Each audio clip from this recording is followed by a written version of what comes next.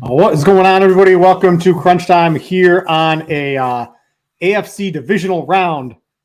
Saturday, we've got a great Chiefs game going on with Patrick Mahomes, but there is still time for some basketball. I'm here with TJ. It's a fun, I guess the people who do MMA, they're pretty busy today. We've got playoff football, a game that looks to be a really great one going on right now. We've got regular season basketball, but that's a very big DFS and sports betting sport. A fun little day today. Yeah, we sure do. It'll be a lot better of a day if Jerick McKinnon scores a touchdown, but anytime we get all these sports packed into one day, it's exciting. Yeah, I don't know. We'll have to see with the Chiefs. I've got it going on here on the side here, but interesting game so far. But I guess I want to talk some basketball. There's so much going on in sports today, but we got to talk some basketball.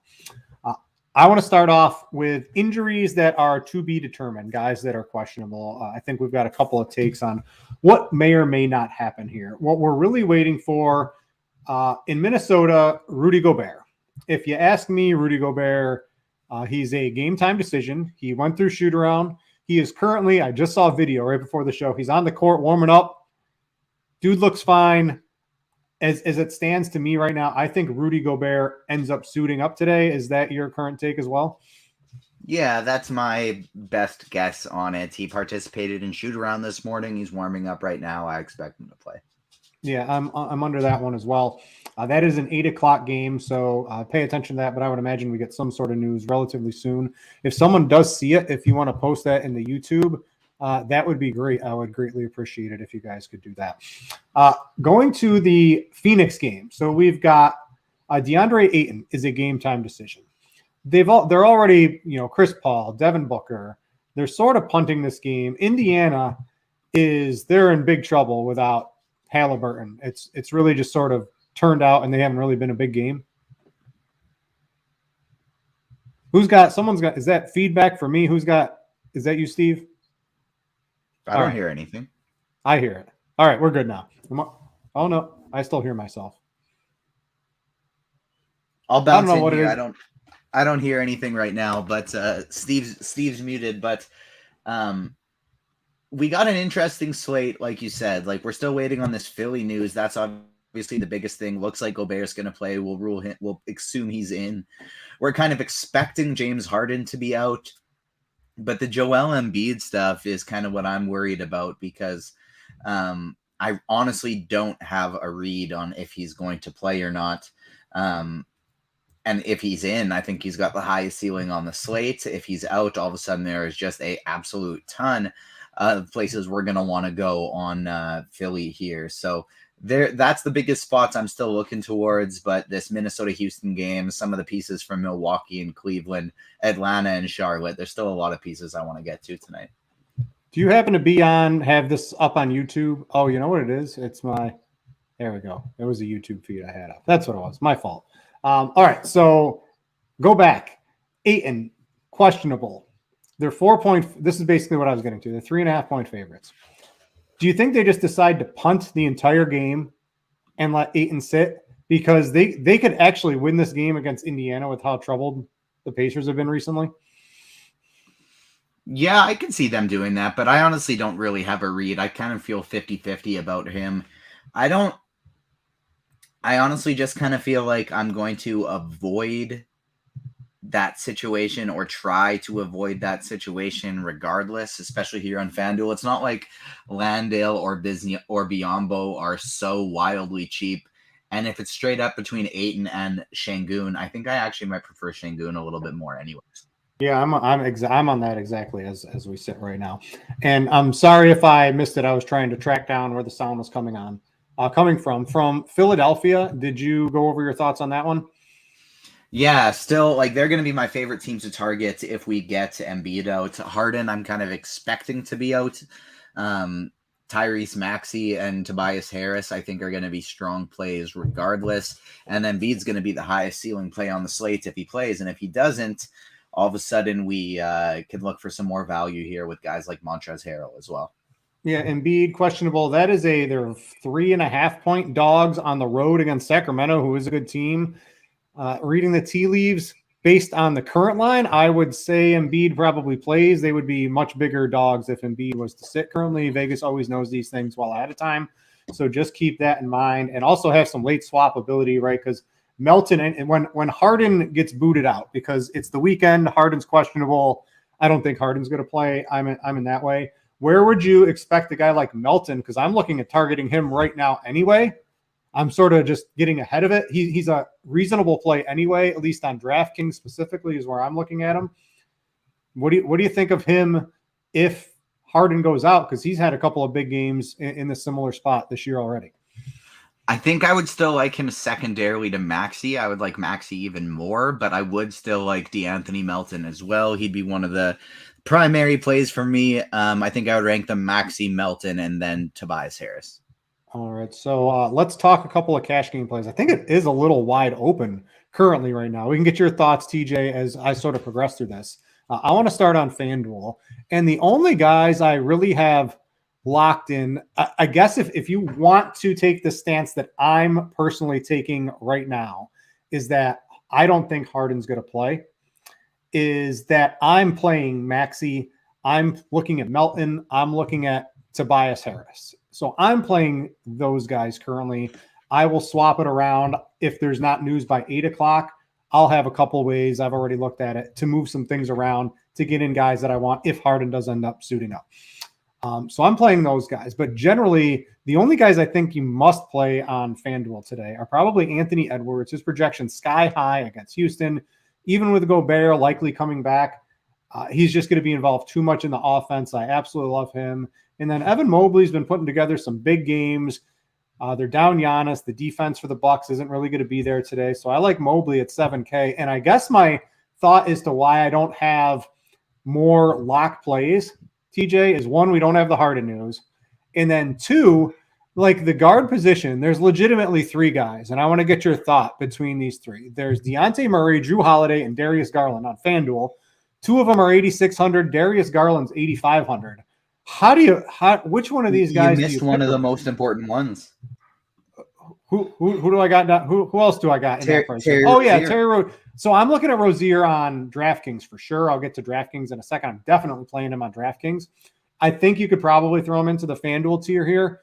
How do you separate them? I mean, De'Aaron Fox is going to go really underowned too. He has a massive upside. It's absolutely loaded at the guard spot. How do we break that down? Cavs will start. Okay, sorry. Cavs starting lineup, nothing out of the ordinary. Yeah, I would have, like, if I was playing lots of lineups, I would keep a pretty tight pool looking at guys like Garland, Holiday, Maxey, Melton, and Terry Rozier in this one. I think my favorite of the entire group is probably going to be these Philly guys, assuming that Harden is out. Mm-hmm. Maxey and Melton are probably going to be my two priorities. I'd want to make sure I had at least one of them in any lineup that I was playing. In cash games, I would be fine with two of them. Guys like Edwards and Karis LeVert, two plays that I really like today. I'd want to make sure that I'm playing them at the small forward position. Anybody that has forward eligibility, I want to make sure I'm playing at forward. And then in terms of prioritizing these top plays, like put Garland, Murray, Rozier all in a ball together. Garland, Holiday, and Rozier all in a ball together. I would put DeJounte Murray a little below them. I would rank Trae Young as a guy I'd want to play as well. Dennis Smith and Saban Lee would be in my pool, as well as De'Aaron Fox. But like that would be my entire point guard pool. Yeah, it's basically min-max. You get one of those 4 or 5 guys up towards the top, and then Lee and both Lees you can sort of mix in there as well. You mentioned LeVert. Yeah, I forgot him at the small forward position. Definitely, I think a priority on FanDuel. You got Grayson Allen at the small forward spot as well. Power forward. Here's another one I want to throw at you: Mobley or Bobby Portis. You can play both. You can look at Tobias Harris too. Maybe let's pretend Harden's out. How do you break the three-way tie on that one of which guy actually ends up making the lineup? Do you have a preference between those? Portis, without Giannis, is generally a pretty good play. Mobley's been picking it up. And then, Harris is going to be in a really good spot if Harden's out, and a really, really, really good spot if Embiid ends up sitting. I would go with Mobley is definitely the one that is like last on that tier. Tobias Harris and Bobby Portis would definitely be above Evan Mobley for me if we were to get Embiid out. Mhm. If Embiid is in, then I would rank it Portis 1, Mobley 2, and Harris 3. Yeah, no one's going to argue if you want to play Portis over Mobley. I think you're probably splitting hairs on that one. Cleveland does have generally a tough interior defense with Mobley and Allen in there. That's what has me leaving Mobley personally to get the maybe a little bit softer side of that matchup. But I don't think anyone's going to fault you if you want to play Portis and Mobley together. I think is a fine tier and just sort of get away from the Tobias Harris what ifs. I think would be a generally good way to play it. And then the center position, you've got Embiid. I just kind of always view Mobley as a nice, safe option that if he falls as a last piece, I'm good with it. But I don't really ever target him because I worry that like his ceiling isn't there. But I feel like he's typically one of the best floor plays on a slate. Yeah, and I want to go to center. I am definitely on your take of Sengun over Ayton straight up. If you have the extra 200 on FanDuel, I think that is a fine play. Ayton legitimately questionable at 7 o'clock. I'm not really going to mess around with that. I have a much stronger feeling on Harden being out, so that's why I'm playing some of the Philadelphia guys. If you can't get that, maybe you go to a Mason Plumlee, I think is certainly a fine play. If you couldn't get Portis in at power forward, maybe you play him over there, but that's sort of the tier I'm looking at the center position. Sengun, Plumlee maybe a little bit more in play on DraftKings, which we'll get to in just a second. And then Ayton's probably the odd man out. I know the projections love him currently if you're a premium member. On that one particularly, I'm overriding the projections because I don't have a particular lean on that, and I'm certainly not going to play the guy and then have to go to Sengun, right? This is a 9 o'clock game. You could always have him in there and switch, but if I don't know by 8 o'clock, I'm definitely just going to play Sengun, so keep that in mind. All right, from a tournament perspective today, TJ, I'm looking at the ownership. You know, a Grayson Allen, Levert, Mikal Bridges, we didn't really even talk about him. He's been lighting it. He's the complete offense right now for the Suns with everybody that's currently out. And imagine if Ayton's out. I mean, his usage might go up even more, which is absolutely ridiculous. Which of these high-owned guys, like there's not the $3,500, $4,500 must-lock play of the day. So we're sort of dwelling in the mid-tier today. Do you have a particular lean on a mid-tier player that's more of a must-play for you and maybe a mid-tier player more people are using that you might want to avoid? Not in particularly. I think probably DeJounte Murray is the guy that I'd be looking to avoid the most based on his ownership, getting over 33% right now. I would rather just play his teammate Trae Young at a third of the ownership. And then the only really other strong tournament takes I'd have would be make sure you're playing anybody like Karis LeVert, Mikal Bridges, Grayson Allen, any of those type plays that have guard and forward eligibility. Make sure you're playing them at the forward position today because I would just want to get as much exposure to Garland, Rozier, Holiday, Maxey, Melton, like all of that's good chalk in my opinion. Yeah, I agree completely with your take on that one. I'm going to run over to DraftKings. And even like Saban Lee and Damian Lee, like I want those guys in my pool. So anybody who has forward eligibility, I want to play it forward. All right, I want to jump to DraftKings, and the build's a little different for me over there. The two guys that are different that I've highlighted for sure over there are Dennis Smith Jr. at 4K. I think he's probably the value play of the night. Saban Lee is also, I think he's 3,700. They're pretty similar. Do you have a preference between those two if you were forced to choose Dennis Smith Jr. or Saban Lee tonight? I think probably Saban Lee, like just by a little bit. I mean, no, if you can have that $300 to get to Dennis Smith Jr., I would go to Dennis Smith Jr. If you do not, I would I'm fine with Saban Lee, like from a point per dollar standpoint. If that $300 makes a difference, I'm good with Lee. But if I have the $300, I want to go with DSJ. All right, yeah, I like DSJ. He's definitely someone I'm actively targeting on DraftKings today. Terry Rozier, so he's 81 on FanDuel, and there's just so many guards in that 81 to 86 range. But on DraftKings, he's has a little bit more of a discount at 7,600. Absolutely playing him over there. Should be in store for a massive game tonight against Atlanta. And then Mobley, if I liked him personally at 7,000 on Fanduel, and he's coming in at 6,200 on DraftKings, where a guy like Portis is 7,200. I think I would take Mobley for sure for the $1,000 price discount. Does that make a difference in how you would rank them, at least on DraftKings? Yeah, Mobley's price is a lot very appealing on DraftKings. I would prioritize him over Portis there from a cash perspective, but for tournaments, I still really think I like getting to Bobby Portis and at less ownership there. The one thing I want to make sure I emphasize, because I kind of forgot to emphasize it on FanDuel, and it's the case for both FanDuel and DraftKings, I'd want to take a lot of shots on Joel Embiid tonight. Like, if he plays, I think he has by far the highest ceiling on the slate, especially considering I feel very confidently Harden isn't going to play. And so with that, and like, there you go. We actually sort by projection and ceiling 9 points higher than anybody else. And who's number two if Joel Embiid doesn't play? Sure, you're losing a bit of salary. Maybe you can pivot somewhere else if you get the news early enough. But a pivot, like straight down pivot to Sabonis, there are far... Like, that doesn't kill your lineup even a little bit, because Sabonis is going to smash if Embiid's not in this game. Yeah, I like your analysis on that one quite a bit. So a couple other guys you're probably looking at least from a DraftKings cash game specific. Again, I like the Philadelphia guys, Maxey, Melton, Tobias Harris. You can mix those guys in there as well. If, let's say, Harden's out and Embiid's in, and we get that news by 7:30. So there's a lot of moving parts to that one. Harris and Bobby Portis are the same price on DraftKings. If we have the news that Harden's out and Embiid's in, Portis or Tobias Harris? Portis. All right. Let's say we don't have the news. Then it's going to be Bobby Portis. If we have the news that both Embiid and Harden are out, is it Bobby Portis or Tobias Harris? Tobias Harris. All right. So I just wanted to break that down because that is a direct swap on DraftKings that some people may be looking at.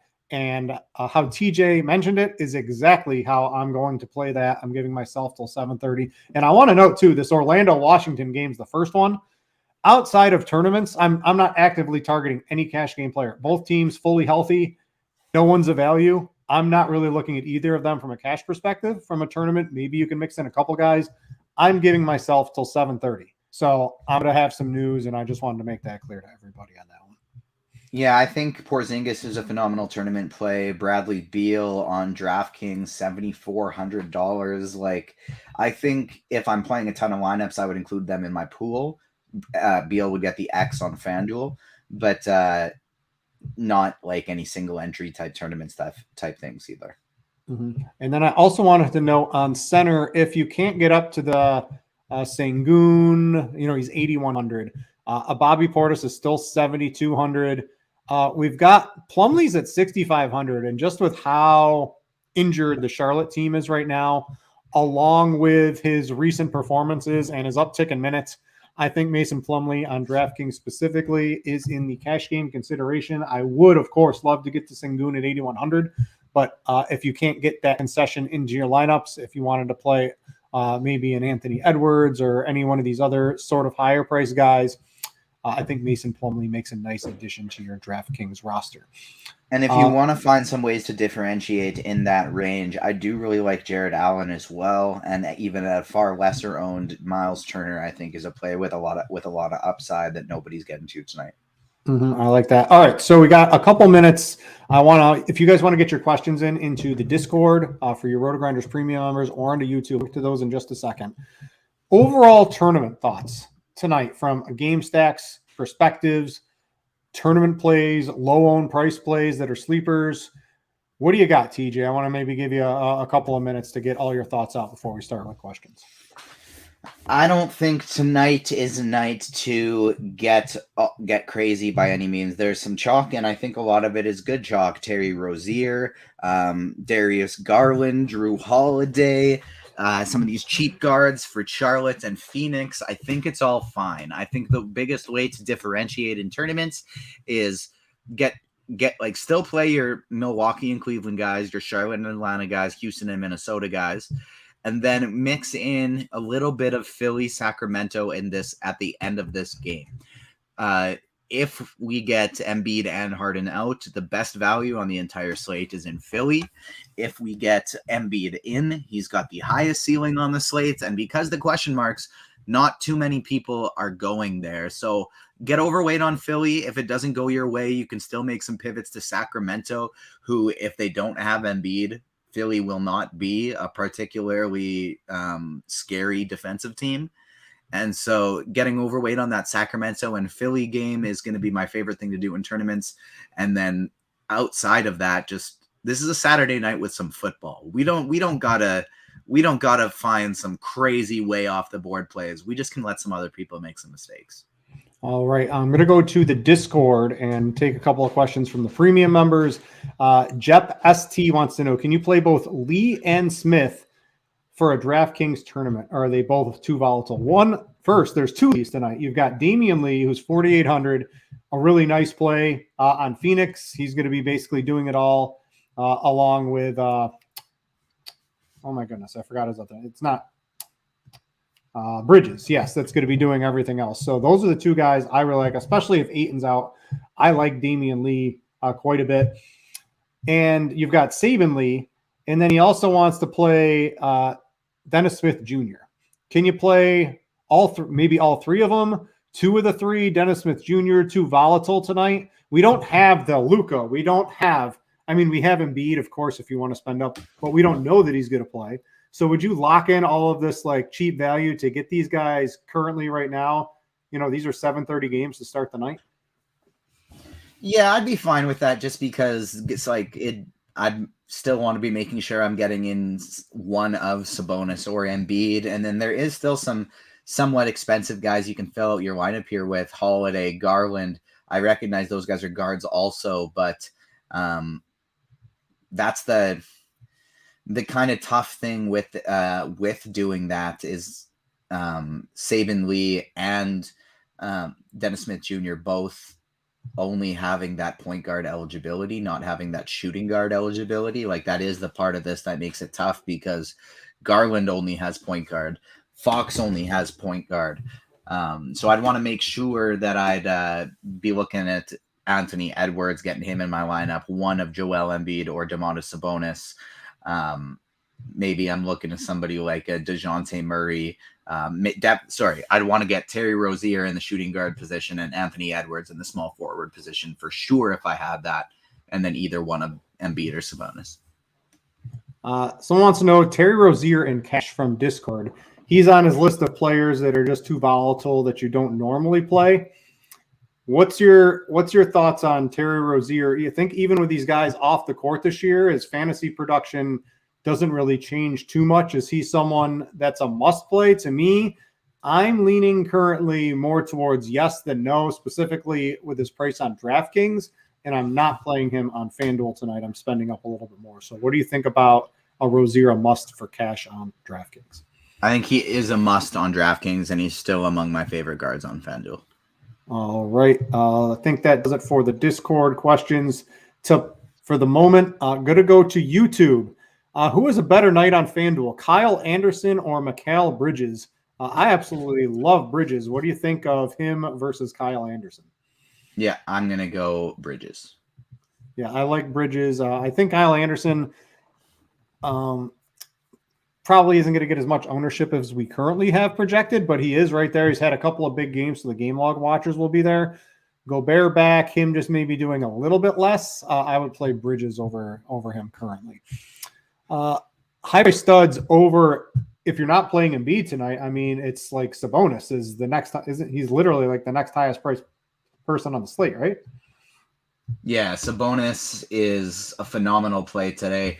Without Embiid, he's my favorite spend up on the slates. With Embiid, I would shy away from him a little bit, and I'd rather go to Embiid himself. But either one of them, like you play Embiid if he's in, and if you don't, you play Sabonis. Yeah. It feels pretty easy. I just want to say I'm tilting hard on the Marcus Smart. The Marcus Smart injury from the early game. I threw my hand into an NBA bet for scores and odds, and injuries don't help when the injury bug hits and you get carted off. So that one stings a little bit. I hope he's okay, but always stinks from the perspective from a DFS and sports betting view when the guy does go down. Like Mahomes is out there, right? One leg hobbling around, right? I know some of the injuries are different than others, but yeah, Marcus Smart earlier in that game. Good thing he wasn't on the DFS slate because I would have been literally all in on him in his particular matchup today. All right, a couple other questions. I don't see any on YouTube. Going back to Discord, I don't have any. You have any? I'm just trying to think, did I make any other basketball bets? I'm thinking through my head here very quickly.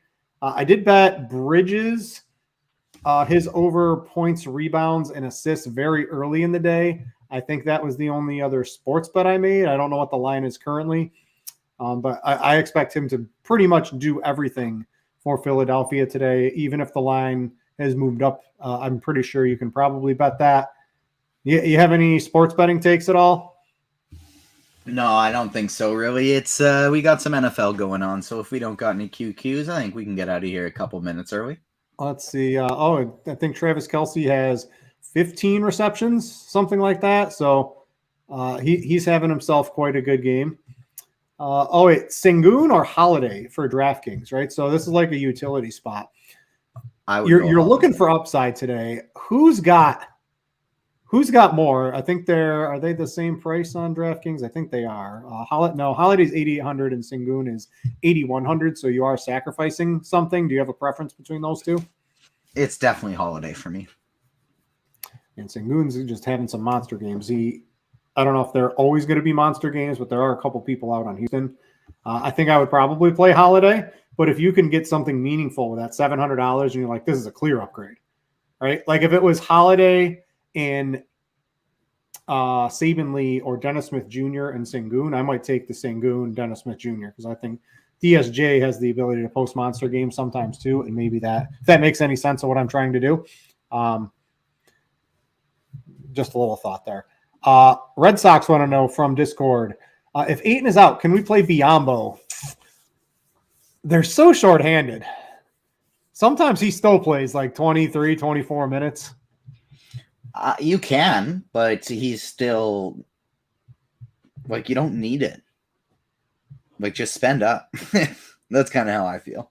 Yeah, at 3K, like I would feel much better. 4K, that he can certainly get there. You can late swap to him at 3K. The problem is doing that. One, it's a 9 o'clock game. Two, you're going to eat up a bunch of salary by 7:30, right? In the Milwaukee-Cleveland game, Charlotte-Atlanta, like you're playing dudes from those games, right? And even your cash teams and your tournaments, you're just not going to have a lot of time to make moves.